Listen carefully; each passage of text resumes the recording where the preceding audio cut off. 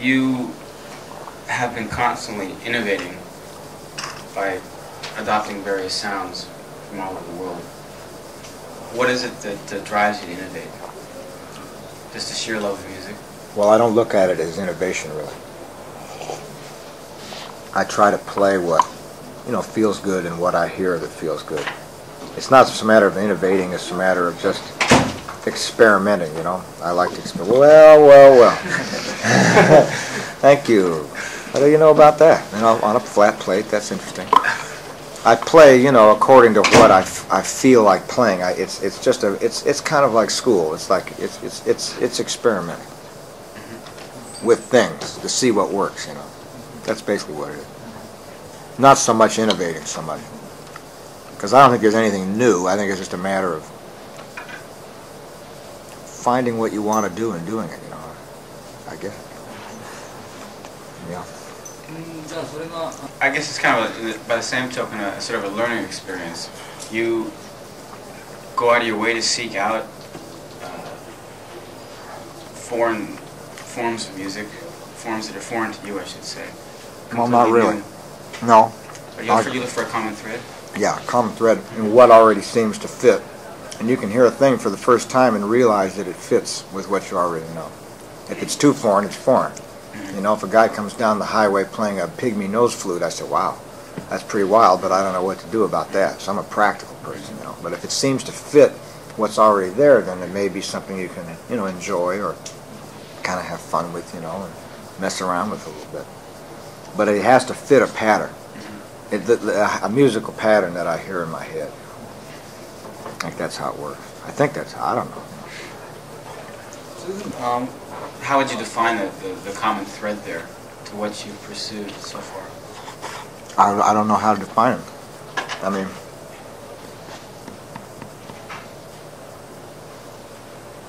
the only way I know to establish, the only way I know to put brackets around it is that there's a kind of an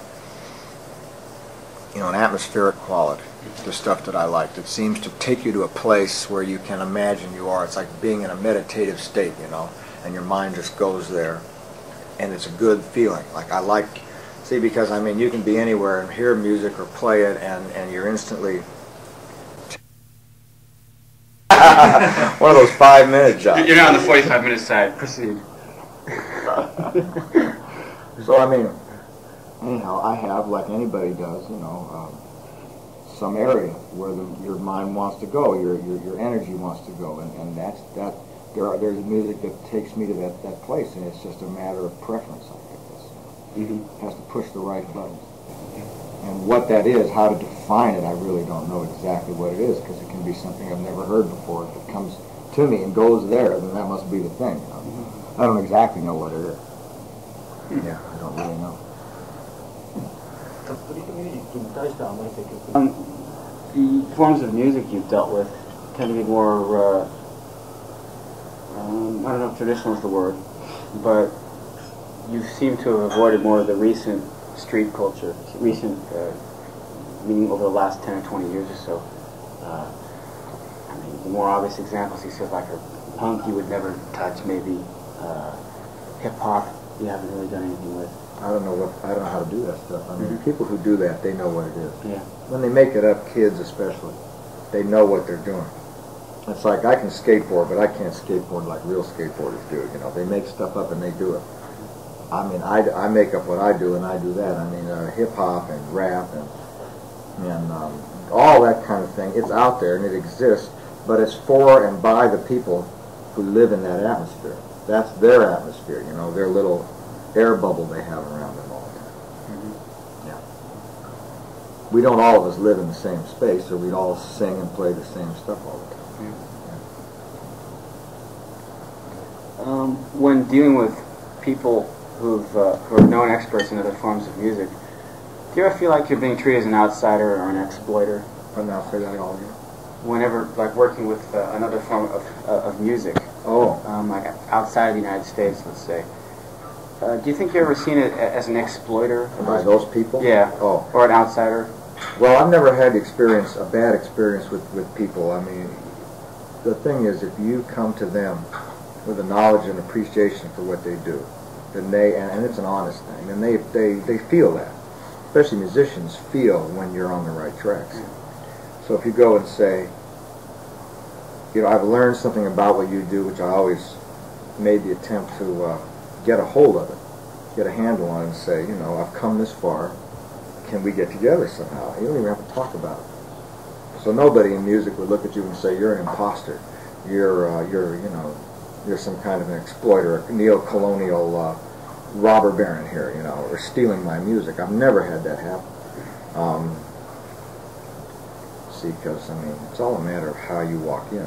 If you walk in with the right mental attitude, people pick that up. And if you walk in with the wrong mental attitude, they pick that up in half a minute, too. They just have to be, you know, working on an equal level with everybody, because musicians by nature love to share what they do. I really have found that. And if you sit down and say, hey, let's play, and you can do it well and you do it with empathy, then they feel that and you have a nice experience. You know. When it comes to creating your own music, which includes approaching other people, approaching other forms of music, do you set any rules for yourself? Like you talked about going into it sincerely, doing your homework beforehand. Are there any other rules you apply to music? No.